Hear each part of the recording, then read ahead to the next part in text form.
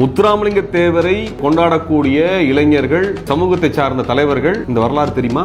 சுபாஷ் சந்திர போஸுக்கு துணையாக நின்ற தமிழர்களுக்கு யார் துணையா இருந்தாங்க? தமிழ்நாட்டில் முத்துராமலிங்க தேவர் அவர்கள். இவருக்கு எதிரான படை யார் திரட்டுறாங்க? சாவர்கர் திரட்டுறாரு. யார் சாவர்கர்? RSS ஆரம்பித்தவர் அவர்கள் ஒருத்தர், இந்து மகாசபை ஆரம்பித்தவர்கள் ஒருத்தர், பிஜேபி ஆரம்பித்த இந்து மகாசபையினுடைய தலைவர். அவர் என்ன பண்றாரு? சுபாஷ் சந்திர போஸுக்கு எதிராக படை திரட்டுறாரு. இவங்கள தேசபக்தர்கள். நீங்க கொண்டாடுகின்ற அந்த தலைவரினுடைய முயற்சியை வீழ்த்தி யாருன்னே தெரியாம அவங்க கூட போய் சேர்ந்து நிக்கிறீங்களே, இது அவருக்கு நீங்க செய்யற துரோகம் தானே?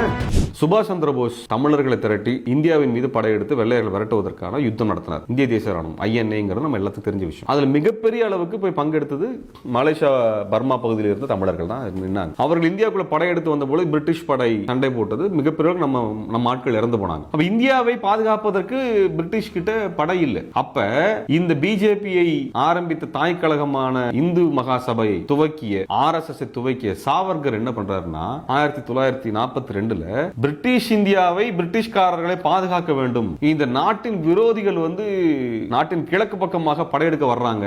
எங்கே? அசாம், நாகாலாந்து, மணிப்பூர் பகுதியிலே படையெடுக்க வர்றாங்க. அதை தடுத்து நிறுத்த வேண்டிய பொறுப்பு இந்து மக்களுக்கானது அப்படின்னு சொல்லிட்டு இந்தியா முழுவதும் இளைஞர்களை திரட்டி பிரிட்டிஷ் படையில சேர்க்கிறார். இந்த படை தான் சுபாஷ் சந்திர போஸ் படை எடுத்து சண்டை போடும். இன்னைக்கு பிஜேபி ஆரம்பிச்சாங்களே அந்த கட்சிக்காரங்கள, அவர்களுடைய தலைவர்கள் அன்னைக்கு நடத்தின சண்டை தான் அந்த சண்டை. சுபாஷ் சந்திர போஸுக்கு துணையாக நின்ற தமிழர்களுக்கு யார் துணையா இருந்தாங்க? தமிழ்நாட்டில் முத்துராமலிங்க தேவர் அவர்கள். இதுதானே நம்ம வரலாற்றுல படிச்சது. நான் கேட்கிறோம், அப்ப இவருக்கு எதிரான படை யார் திரட்டுறாங்க? சாவர்கர் திரட்டுறாரு. யார் சாவர்கர்? RSS ஆரம்பித்தவர் அவர்கள் ஒருத்தர், இந்து மகாசபை ஆரம்பித்தவர்கள் ஒருத்தர், பிஜேபி ஆரம்பித்த இந்து மகாசபையினுடைய தலைவர். அவர் என்ன பண்றாரு? சுபாஷ் சந்திர போஸுக்கு எதிராக படை திரட்டுறாரு. இவங்கள தேசபக்தர்கள். இது பதில் சொல்லுவாரா? இதை விட பச்சை துரோகம் வேற யார் செஞ்சிருப்பா வரலாற்றுல? மே 14 சொல்லுது, ஒரு பிஜேபி RSS தலைவர்கள் இது குறித்து எங்க கூட பேச, விவாதிக்க தயாரா இருக்காங்களா?